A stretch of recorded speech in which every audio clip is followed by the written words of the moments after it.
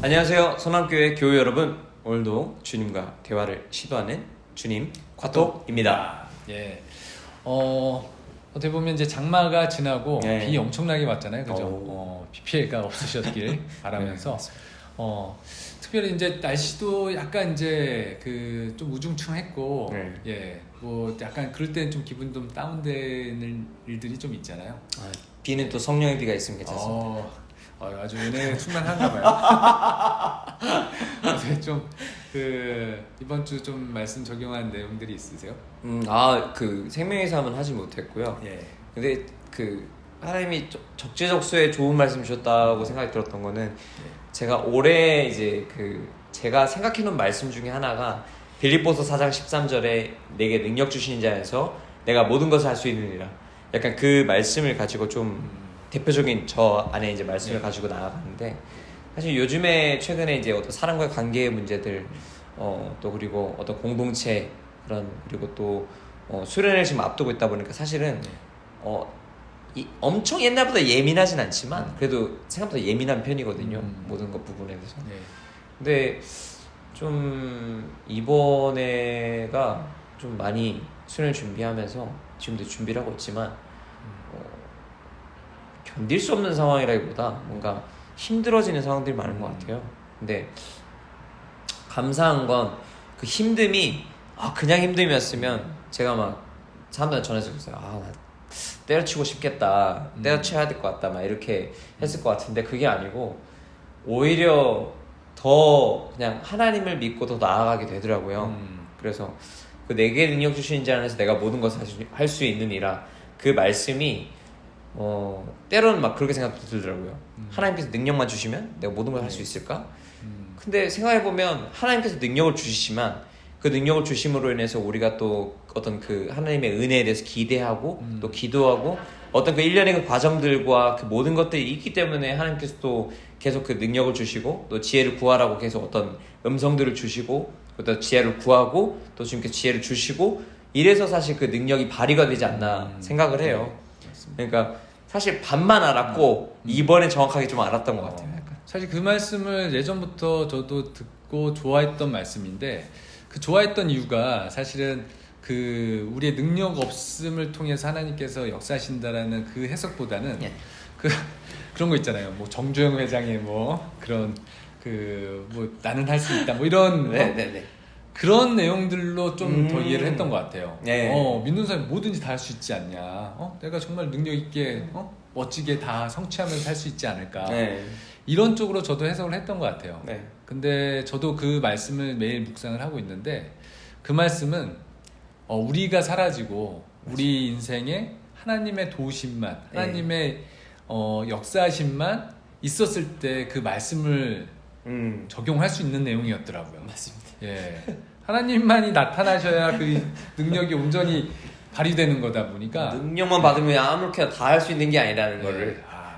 그래요. 저도 그 말씀이 참 와닿는데, 저는 그 전에도 와닿는 말씀은 많았는데 주일날 오늘 아침에 좀 보는데 그 말씀이 좀 와닿는 게 있더라고요. 왜냐면 고린도서 6장 1절에서 그 2절 말씀하고 그리고 9절에서 10절 말씀인데 9절 10절을 같이 좀 나눴으면 좋겠습니다. 무명한 자 같으나 유명한 자요, 죽은 자 같으나 보라 우리가 살아있고 징계를 받은 자 같으나 죽임을 당하지 아니하고, 근심하는 자 같으나 항상 기뻐하고, 가난한 자 같으나 많은 사람을 부유하게 하고, 아무것도 없는 자 같으나 모든 것을 가진 자로다. 이 말씀이거든요. 근데 이 말씀이 되게 뭔가 지금 되게 고난의 행군 속에 있는 입장에서 보면 이제 그런 말씀이 와닿잖아요. 도우시리라, 역전시켜 주시리라. 이런 말씀이 되게 이제 시편 말씀을 보면서 그런 많은 위로를 받다가도 이 말씀은 사실 이 상황이라도 은혜 끼칠 수 있고 이 상황이라도 우리가 찬양할 수 있다. 이 말씀을 주신 것 같아서 그래, 지금 내가 당장 풀린 건 없지만, 당장 뭔가 나한테 주어진 건 없지만 그냥 지금 내 상황에서 하나님을 찬양하고 그리고 다른 사람들한테 좋은 영향력, 선한 영향력을 미치면 좋을 것 같다. 이런 생각이 좀 들었어요.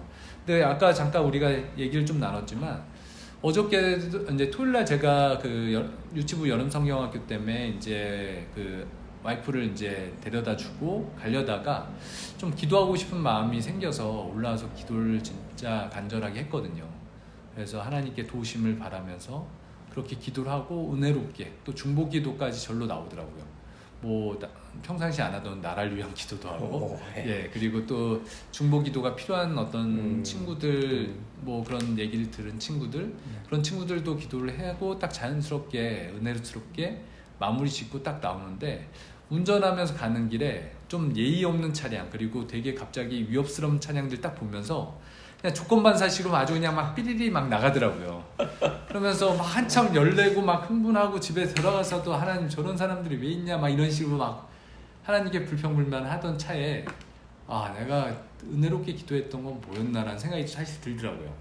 그러면서 하나님께 또 물어봤어요. 아니 이 짧은 구간에 교회에서 그 집 가는 구간이 그렇게 길진 않으니까 이렇게 경험이 없는 사람들이 많을 수가 있냐, 이거 하나님께서 허락하신 거냐, 이렇게 이제 물어보는 차에 그렇다라는 느낌을 주셨어요. 그러니까 아 내가 얼마나 은혜를 쉽게 까먹는 사람인지 자각하게 해주신 것 같고, 그리고 절망도 그렇거든요. 뭐 하나님께서 은혜 주시겠다 풀어주시겠다라고 하셨는데도 불구하고 뭐 장고 딱 들여다보면 막 갑자기 뭐 심란한 마음과 아주 그냥 그 온갖 세상 짐을 다 짊어가는 어떤 마음들을 제가 갖게 되니까 아 이게 순간순간을 드리지 않으면 이게 하나님께 드리는 믿음이 생성이 안 되겠다. 아니면 받은 은혜가 다 소멸되겠다. 네. 이런 위기의식이 있어서 하나님 또 좋은 감동을 주신 게 오늘 이제 주일 아침에 하나님께서 그러면은 그 순간을 드리라는 감동을 주셨어요. 그래서 차에 다 탈 때, 가족들 다 탈 때 그런 기도를 짧게 해주셨거든요. 그래서 하나님 이 시간 같이 우리와 함께 하신 줄 믿습니다. 어떤 상황에서도 하나님 영광 가리우는 말과 언행이 나가지 않도록 하나님 붙들어 주십시오. 이렇게 기도를 했거든요. 근데 실제로 아니나 다를까 평상시에라면 좀 어쩌다 한번 경험할 그런 일들이 막 두 차례 이렇게 겹쳐왔어요. 누가 봐도 좀 이렇게 개념 없는 사람 있나 싶을 정도의 어떤 상황들이 딱 발생되니까 평상시 같았으면 이게 먼저 나왔을 텐데, 물론 크락션은 한번 했죠. 이거는 어떻게 알 수 없다. 이거는 경고의 의미로. 그런데 다행히 언어로는 일체 안 나와가지고 와 작은 기적을 체험했죠 사실은. 예, 사실 뭐 주차도 되게 문제스럽고 되게 복잡하고 하여튼 짜증스러운 일이 있었을 수도 있는데 그걸 되게 그냥 태연하게 의연하게 평상시 저와 다르게 이렇게 넘어가게 해주시더라고요. 아 이런 거 보면서 아 하나님께 진짜 순간을 시작 전에 하나님께 맡기는 게 중요하구나. 터졌을 때 맡기려고 하면 늦을 수가 있거든요. 이게 본능이란 게 너무 먼저 튀어나가 버리니까. 그래서 아 굉장히 은혜로운 어떤 체험을 하게 됐고, 이 말씀처럼 우리가 죽은 것 같지만 하나님 보시기엔 그때부터 속사람이 이제 강건해지는 단계를 밟게 하신 것 같다, 이런 생각이 들었어요. 그래서 참 작은 어떤 기적 같은 일이지만 그걸 이렇게 계속 맡기다 보면 매일매일이 이런 작은 기적들로 채워질 수 있겠구나, 이런 생각을 하게 되니까 감사한 마음이 되게 들더라고요. 이게 작은 기적이라고 표현을 하셨잖아요. 근데 제가 딱 생각했을 때는 조금 다르게 생각하냐면 작은 기적이 아니고 진짜 큰 기적 같다는 생각이. 왜냐하면 내가 바뀐 거잖아요. 이제 아까 속 사람이 그 강건해진다는 표현이 너무 와닿았던 게 진짜 그런 것 같아요. 나는 이제 안 바뀌거든요. 우리 그런 표현 쓰잖아요. 사람 바뀌지 않는다라고. 그렇죠. 고쳐 쓰지 않는다는 표현 쓰잖아요. 근데 내가 바뀐 거라면 진짜 그건 큰 기적이지 않을까요? 왜냐하면 나조차도 나를 못 바꾸는데. 그렇죠. 네. 뭐 어떻게 보면 이제 시작 단계니까 그러니까. 사실 그래서 이제 작은 기적이라고 말씀드리는 것 같고, 만약에 이게 일상이 됐고 그렇게 매번 그렇다고 하면 맞네. 진짜 큰 기적이죠. 맞네요. 예, 오늘 했는데 내일 또 안 그러면 또 이게 좀 애매하니까, 그죠? 그게 맞네요. 네. 그래서 하여튼 그렇게 은혜를 주셔서 참 감사하다. 지금 뭐 풀린 건 없지만 이 말씀이랑 똑같은 것 같아요. 죽은 자 같은데 우리는 살아있는 거예요. 진짜 징계를 받은 자 같지만 죽임은, 되게 무서운 말이에요. 징계를 받아도 죽임을 안 당해서 그걸 감사해야 되는 상황이 살아있으면 또 감사하게 되고, 그러니까 이게 어려운 거지만 하나님께 온전히 나가게 하는, 그리고 하나님만 간절히 찾게 되는 그 상황으로 하나님 몰고 가시니까 뭐 다른 사람들이 봤을 땐 되게 저 사람 저러고도 믿을 수도 있나? 뭐 이런 식으로 생각하실 수 있는 어떤 지점까지 허락하시는 것 같아요.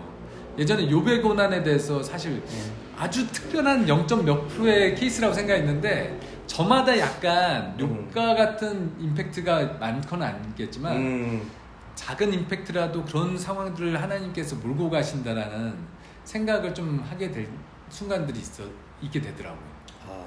그 단련하시고 계속해서 우리 삶을 통해서 이젠 진짜 간섭하시는 거죠. 그쵸. 감찰하시고. 예.